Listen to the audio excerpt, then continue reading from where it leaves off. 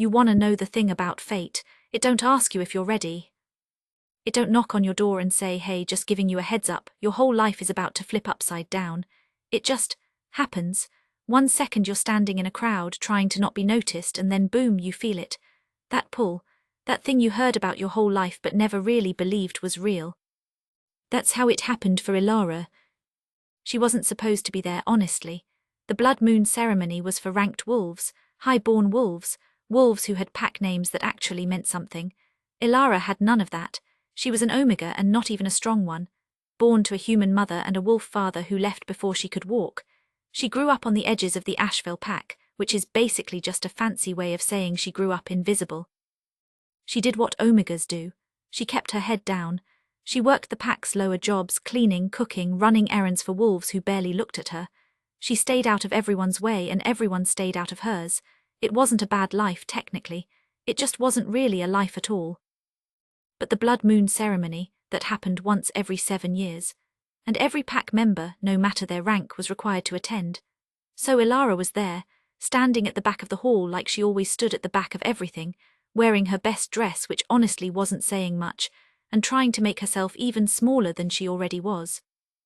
The hall was beautiful, she'll give them that. The Ashveil pack did not do anything small.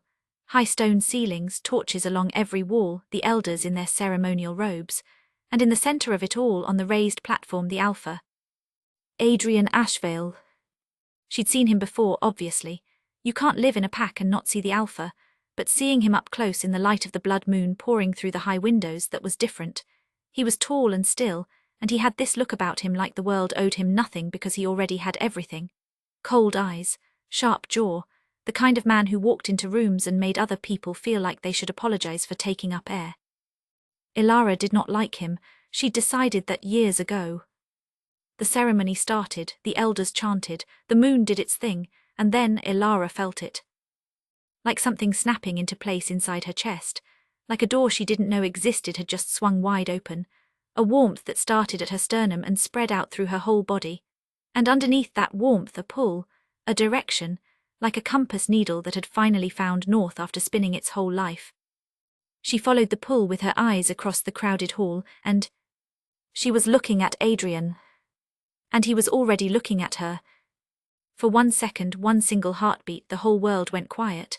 The chanting, the crowd, the wind outside, all of it just disappeared. It was only them, fated mates, the bond singing between them like a wire pulled tight. Then Adrian blinked, and the warmth in Elara's chest turned to ice. Because she watched him decide, she could see it happening on his face, that moment when recognition turned into calculation, when something in his eyes went from surprise to resolved, like a door closing. He stepped forward. The hall went quiet because when an alpha steps forward at the blood moon, everyone pays attention. I reject this bond, he said. His voice was flat, official, like he was reading from a document. I, Adrian of the Ashveil pack, do not accept this fated connection. Let the moon goddess bear witness. The words hit Elara like a physical thing, like someone had reached into her chest and just ripped something out. The warmth was gone. The pull was gone. In its place was this hollow ache, this absence where something had been for exactly 30 seconds before being taken away. The hall was very quiet. Then everyone turned to look at her. She wanted to disappear. She wanted the stone floor to open up and swallow her whole. She wanted to cry or scream or collapse, but she didn't do any of those things, because Elara had been training for this her whole life without knowing it, training for the moment when the world would look at her and laugh. She'd just never imagined it would happen like this. She lifted her chin, squared her shoulders, looked straight ahead at nobody in particular, and she walked out of that hall with every single pair of eyes in the room tracking her all the way to the door. Outside she sat down on the stone steps and breathed, in and out, the cold night air on her face. She didn't cry. She told herself that for a long time, life after the rejection was a lot. The pack didn't let her forget. That's the thing about small communities, there is no moving on. There is only the version of you that people decide to remember, and they decided to remember her as the omega that the alpha rejected at the blood moon. The girl not even fate could make lovable. She heard the whispers, she felt the looks. A couple of the crueler pack members started calling her the leftover, which honestly said more about them than her, but it still strung every single time. She kept working. What else was she supposed to do? She cleaned the pack house, she ran errands, she kept her head down so far it was practically underground. 2 weeks after the ceremony, someone knocked on her door. It was early morning. She was still in her work clothes, hadn't slept great, hadn't eaten yet. She opened the door expecting, honestly she didn't know what she was expecting. Not him. He was tall, not in the polished, ceremonial way Adrian was tall. This was different. This was the kind of tall that came from years of hard work, from carrying heavy things and surviving harder ones. He had dark hair, a scar through his left eyebrow, and he was dressed plain, no pack insignia, no rank markings, just simple clothes and boots that had seen a lot of miles. Elara, he said. Who's asking, she said, not a question, Maury like a warning. Zane Ashveil, I'm Adrian's brother. She stared at him. Yeah, he said like he'd gotten that reaction before. Look, I know this is weird, he paused, ran a hand through his hair. He seemed almost uncomfortable, which surprised her because she'd expected him to look like Adrian, cool and composed and untouchable. He didn't. He looked like a man who wasn't entirely sure what he was doing on her doorstep but had come anyway. I heard about the ceremony. I wanted to check on you. You wanted to check on me. She repeated his words back to him slow, like she was tasting them for poison. Yes. Why? He looked at her steadily, because somebody should. She didn't know what to do with that, so she said nothing. They stood there for a moment, her in the doorway, him on the step below, morning light coming in sideways. Also, he said, I have a job offer if you want it. She crossed her arms. Go on. The job was simple on paper. The pack's Eastern Territory records were a disaster, years of paperwork, contracts, land agreements, all of it just piled up in the old records room with no organization and no system. Zane needed someone to sort it, catalogue it, make it usable. No rank required, no allegiances needed. Just someone reliable and detail-oriented, and his words, someone who the rest of the pack had basically already decided to pretend didn't exist, which meant they could work without interference. That's a polite way of saying I'm invisible, Elara said. It's a strategic way of saying you're useful, Zane replied. She almost smiled, almost. She took the job, partly because she needed the money, partly because the work sounded better than what she was currently doing, and partly, and she would have denied this with her last breath if anyone asked, because something about Zane Ashveil made her curious in a way she hadn't been curious about anything in a long time. The records room was exactly as bad as he'd described. Stacks and stacks of papers, some of them so old the edges were yellow and crumbling, boxes that hadn't been opened in decades, filing systems that someone had apparently invented on a bad day and then abandoned halfway through. The whole place smelled like dust and old ink and time. Elara loved it immediately. There was something satisfying about taking a mess and making it make sense, about finding the order hiding inside the chaos. She made a system. She labelled things. She cross-referenced contracts with dates, land agreements with pack members, old disputes with their resolutions. It was slow work, but it was real work, and for the first time in a long time she went home at the end of the day feeling like she'd actually done something. Zane came by every few days, not to check on her, or at least he said it wasn't to check on her. He brought tea sometimes, which he left outside the door without saying anything.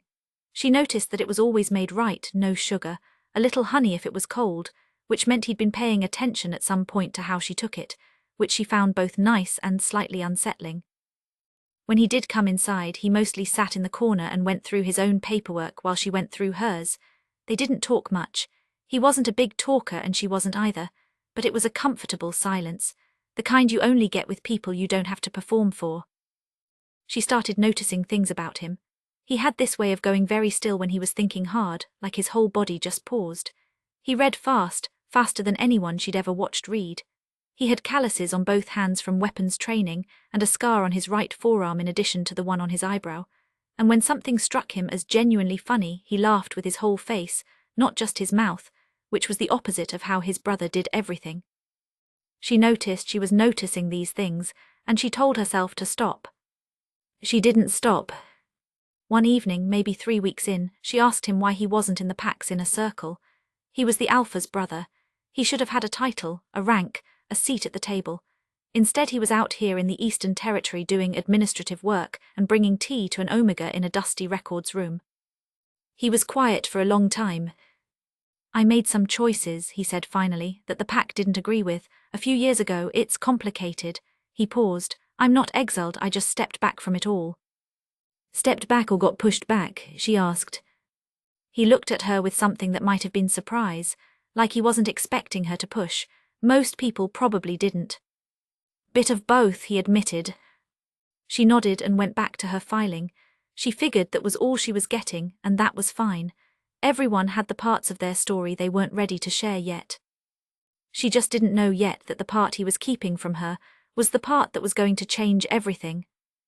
She found it on a Thursday. She'd been working her way through the last of the older files, a cabinet in the back corner that looked like it hadn't been touched since before she was born. Most of it was boring. Territory boundary agreements, old pack meeting minutes, that kind of thing, but one drawer was locked. She probably should have left it alone. She knew she probably should have left it alone. But there was something about a locked drawer in a room she was supposed to be organizing that made it feel like her job to at least figure out what was in it. She found the key in the back of a different drawer, taped to the underside of the frame where someone had clearly tried to hide it, and she told herself she was just doing her job as she unlocked it. Inside was one file. A single folder sealed with a wax stamp she didn't recognize. She almost put it back.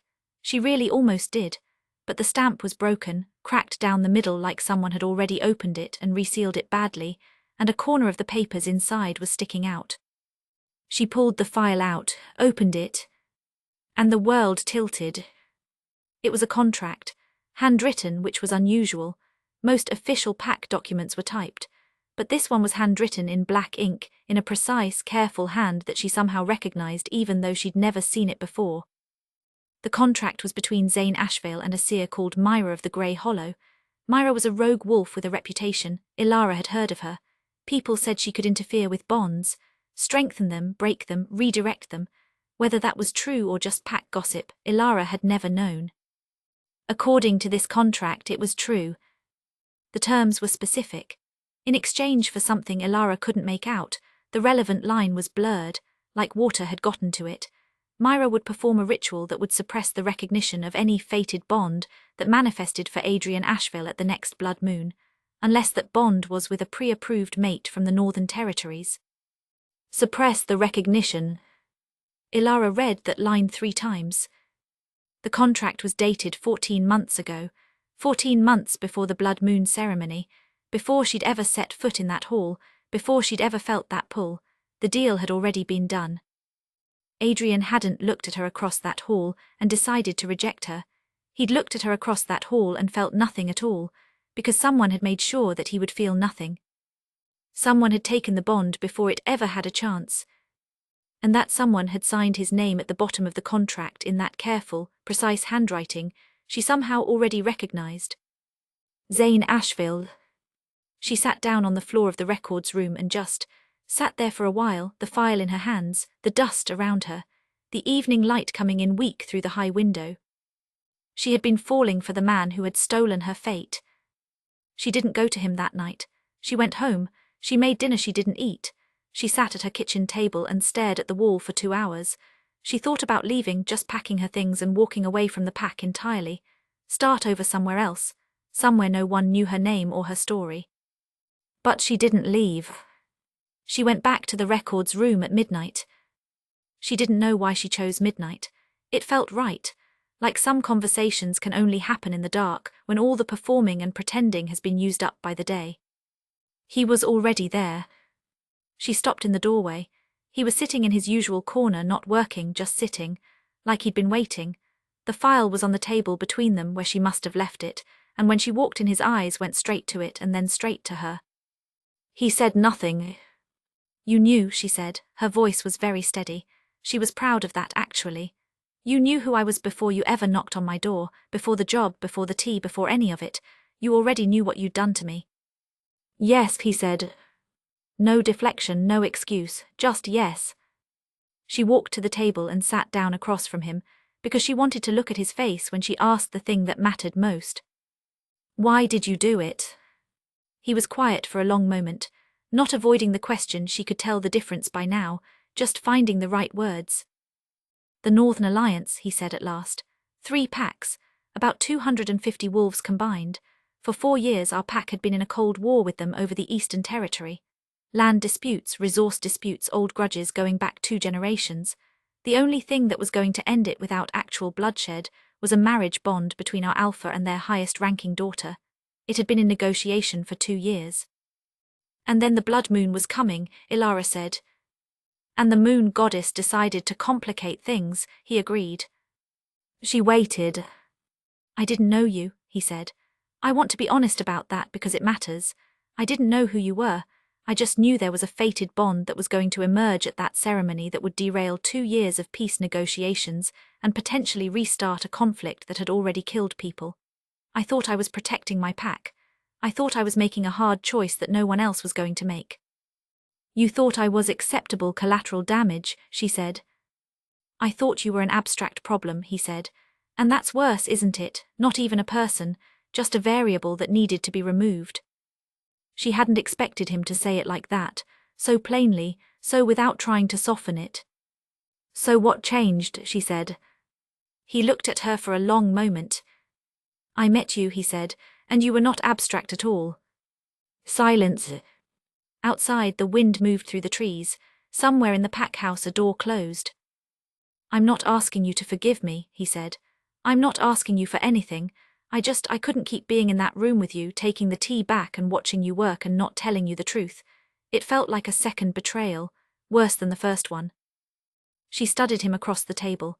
This man who had rearranged her fate before he ever knew her name, who had spent weeks quietly trying to, what exactly, undo the damage, pay some kind of debt. She still wasn't sure. Can it be fixed, she asked. The bond, what Myra did, is it permanent? Something moved across his face, an expression she couldn't read. I don't know, he said, and then quietly, the contract had a second clause. I never fully understood it, something about the suppression having conditions. Myra said it would become clear in time, but he stopped. She what? Elara said. She disappeared 3 months after the ceremony.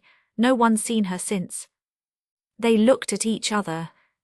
And Elara thought about the second clause. About conditions, about things that become clear in time. She thought about the way she'd been feeling lately, that warmth in her chest that she'd been telling herself was just gratitude for the work, for the distraction, for the first person in years who had seen her as a person rather than a problem. She thought about how that warmth wasn't in the direction of Adrian Ashveil. It was in the direction of his brother. Whatever you're thinking right now, Zane said low, watching her face. Shut up, she said. I'm still mad at you. I know. I might be mad at you for a really long time. That's fair, he said. She looked at him for another moment. Don't bring me tea tomorrow, she said, standing up. I'll make my own. She walked to the door. Elara. She stopped but didn't turn around. I really am sorry for all of it. She stood there for a second, just breathing. I know you are, she said. And she left him there in the records room with the file on the table and the midnight quiet all around him. 3 days later, Zane went to see his brother. He'd been putting it off for obvious reasons. Adrian was not a man who took well to being told he'd been manipulated, even when the manipulation was intended to protect him. Especially then, probably. There was something in the Ashveil blood that made them allergic to the idea of being managed. He found Adrian in the training yard, which was typical. Adrian processed everything through his body, anger, stress, complicated feelings. All of it ended up in the training yard eventually. I need to tell you something, Zane said. Adrian caught the staff he'd been spinning and held it still, looked at his brother. Something in Zane's face must have told him this was not a small something, because he set the staff down and gave him his full attention. Talk. So Zane talked. He told him everything. The alliance, the fear, the decision, Myra, the contract, what he'd done to the bond before the blood moon, what it had cost Elara, all of it. Adrian listened without interrupting, which was unusual for him. His face went very still in the way it got when he was controlling something strong. When Zane finished, there was silence. Then Adrian sat down on the edge of the training yard fence and looked at the ground for a long time. "The Northern Alliance," he said finally. "Yes." "Which went through, which is currently holding." "Yes." "And you thought the only way to ensure that was to—" "Yes," Zane said, "I did, and I was wrong. Not about the alliance, that part worked, but about thinking it was mine to decide." Maury silence. "I felt nothing at the ceremony," Adrian said quietly. "I thought it was a mistake. I thought the moon goddess had confused me with someone else. That doesn't happen. You don't feel nothing at the blood moon if you have a fated mate standing 20 feet away. I told myself maybe I was an exception." "I'm sorry," Zane said. "You should be." Adrian looked up. "Not for the alliance, for not trusting me to handle it, for deciding that I needed to be protected from my own fate like I was still 16. Zane said nothing because there was nothing to say. It was true. "What about the girl?" Adrian said. "Elara." "She knows," Zane said. "I told her." Adrian looked at him for a long moment. Really looked. The way brothers do when they've known each other long enough to read the stuff underneath the words. "Oh," he said. "Just that, oh." "The second clause," Zane said. "In the contract, do you know anything about—" "I know nothing about any contract," Adrian said, standing up and picking up his staff. "I've never read it." "Right, but—" "I've never read it," Adrian said again, meeting his eyes. Zane understood. Adrian wasn't going to pursue it, wasn't going to make it a pack matter, wasn't going to pull Elara back into official channels and official proceedings and official apologies. He was leaving it alone. He was leaving it to them. "The Northern mate," Zane said, "is that still—" "That's my business," Adrian said simply, and then after a pause, "Fix what you broke, Zane, not because you owe the pack, because you owe her." He walked back to his training and didn't look back. It took another 2 weeks of careful, cautious distance before anything shifted. Elara went back to work. The records room was almost done, a few more weeks and she'd have it fully catalogued. After that, the job would be over, and she'd be back to having no particular reason to be in the Eastern Territory. She tried not to think about what that meant. Zane didn't bring tea. He came by less. When he did come, he was quieter than before, more careful with the space between them, like he was trying very hard not to push anything. She noticed she missed the tea. She noticed she missed him. And she noticed she really couldn't ignore it anymore, that warmth, growing, persistent, not what she remembered of the bond from the ceremony, which had been sudden and electric, something happening to her from the outside. This was different. This was something she was growing herself from the inside, out of knowing him, out of shared silences and the way he listened and the scar on his eyebrow and how he laughed when he actually found something funny. She started researching Myra of the Grey Hollow. Not because she wanted to undo anything. She wasn't sure she wanted to undo anything. The original bond, the suppressed one that had been between her and Adrian was kind in a distant way, and she had nothing against him, but there was nothing there. There was never anything there. Whatever Myra had done, it hadn't created a gap where something was supposed to be. It had just redirected things. She researched Myra because of the second clause. She found references in old texts. Seers like Myra who worked with mate bonds didn't suppress them entirely. It wasn't possible to destroy what the moon goddess had woven. What they could do was reroute it, send the bond's energy elsewhere. And according to the oldest accounts she found, when the energy of a suppressed bond rerouted, it didn't go randomly. It went to the source of the interference. It went to the person who had commissioned the suppression in the first place. She sat with that information for a long time. The bond hadn't been stolen. It had been redirected. From the brother who rejected her, who had been made to reject her, to the brother who had caused the whole thing in the first place. Which meant that what she was feeling wasn't just her own feelings growing on their own. Which meant it wasn't only her. She went to find him.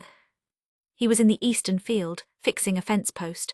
Very mundane for a man who was currently the subject of a very significant personal revelation. She walked up, and he saw her coming, and he set down his tools and waited. "I found some texts," she said, "about what Myra did, about how it works." He went very still. That thing he did when he was thinking hard, when he didn't want to move because moving might tip something over. "The bond does not disappear," she said quietly. "When it gets suppressed it reroutes, to the person who caused the suppression." He said nothing. You knew, she said, you knew about the second clause. A long, long pause. I knew what Myra told me, he said quietly, that there would be a consequence I did not expect. I did not know what it would be. I found out after, a few months after the ceremony. When things started to, he stopped. She watched his face. He looked like a man who had been carrying something heavy for a long time, and was not sure if he was allowed to put it down yet. Zane, I know how it sounds, he said. I know you have every reason to think this isn't real, that it's just magic, just the bond doing what bonds do, just residual, I know. I'm not asking you to explain how it sounds, she said. He looked at her. I'm asking you what you feel. The wind went through the field, the long grass bent and straightened. Like I have been trying to be careful around something fragile, he said quietly, and doing a bad job of it. She let out a long breath. For what it's worth, she said, I don't think it's just the bond. I've been paying attention to the difference. What I felt at the ceremony, that was something happening to me. What I feel now, she paused. That grew, that's mine, that's not something Myra did. He looked at her like she was something he didn't quite believe was real. I'm still mad at you, she said. I knows. Probably for a while yet. I knows. But I'm not leaving, I'm not going back to invisible, I'm done with that. Good, he said quietly, like it was the most important word he'd said in years. She picked up his tools from the ground and handed them back to him. Finish your fence, she said. I will be in the records room. And she walked back across the field with her chin up, feeling the warmth in her chest like it had always been there. Because maybe it had, maybe it always belonged there, just pointed the wrong direction for a while. Things didn't fix themselves overnight. That would have been too clean, and nothing about their story was clean. Elara finished the records room. She did such a thorough job that the PAC's Territorial Council, who had been doing without a proper archivist for years, quietly asked if she'd consider taking on the role officially. Paid, with rank, her own office. She said yes. She said yes like it was easy, even though she cried a little afterwards, not from sadness, from the feeling of something finally being right. The PAC noticed the change. The whispers shifted. Not quickly, people don't revise their opinions quickly, but slowly.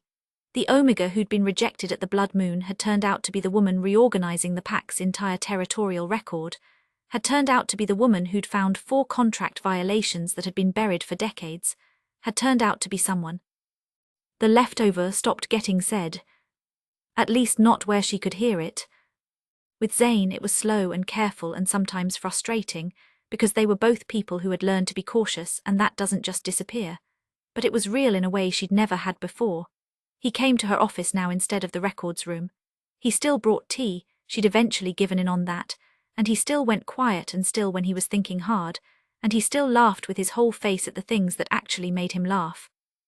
She told him things she'd never told anyone, about her mother, about growing up on the edges, about what it had felt like to be invisible for so long that you started to wonder if it was permanent. He listened in that way he had that made her feel like every word actually landed somewhere and was being kept. He told her things too, about the decisions he'd made, about the weight of them, about the years since and what it cost him, and how he'd convinced himself that being on the outside was fine because the inside of the PAC had things in it that he'd helped break. You know, she said once, for someone who made such a big stupid decision, you are remarkably self-aware about it. High praise, he said dryly. It was meant to be. As for Adrian, he married the northern mate the following spring. Her name was Saoirse. She was sharp and funny and had absolutely no patience for ceremonial nonsense, and within 3 months she had somehow become more popular in the Ashveil PAC than Adrian was. The Northern Alliance held, no bloodshed, no war. At the wedding reception, Adrian found Elara standing near the back, old habits, and stood beside her for a moment without saying anything. My brother's different, he said finally, since you. He was always this, she said. He just needed somewhere to put it. Adrian was quiet for a moment. Then he said, I am sorry, for the ceremony, for not knowing enough to fight what was done to me. You couldn't have known, she said. No, but I can say it anyway. She thought about that. Apology accepted, she said quietly, and she meant it. He nodded, raised his glass, walked back to his new wife. Elara looked across the room and found Zane immediately, the way she always found him now, like a compass needle, effortless. He was talking to two of the territorial council members and looking like he'd rather not be, and when he caught her eye from across the room, he made a face that very clearly meant "come save me." She smiled. She went and saved him. And that's the story. You know, when I first started thinking about this one, I thought it was a story about rejection, about someone being discarded and then finding their way back to something good. But it's not really that. It's a story about being seen. Elara spent her whole life not being seen by the pack, by the world, by herself even. And the worst thing that could happen to her, the rejection, the public humiliation, all of it, ended up being the thing that put her in a room with someone who actually looked. Fate is funny that way. It doesn't always give you what you think you're supposed to get. Sometimes it breaks the thing you thought you wanted, just so you'll pay attention to what's actually right in front of you. If you made it all the way to the end of this one, thank you honestly. This is the kind of story I love telling: slow burn, complicated feelings, people trying to do right by each other after doing wrong. If you want more, there's a second part to this story, because what happens when Myra comes back is a whole other conversation. Subscribe so you don't miss it, and I'll see you in the next one.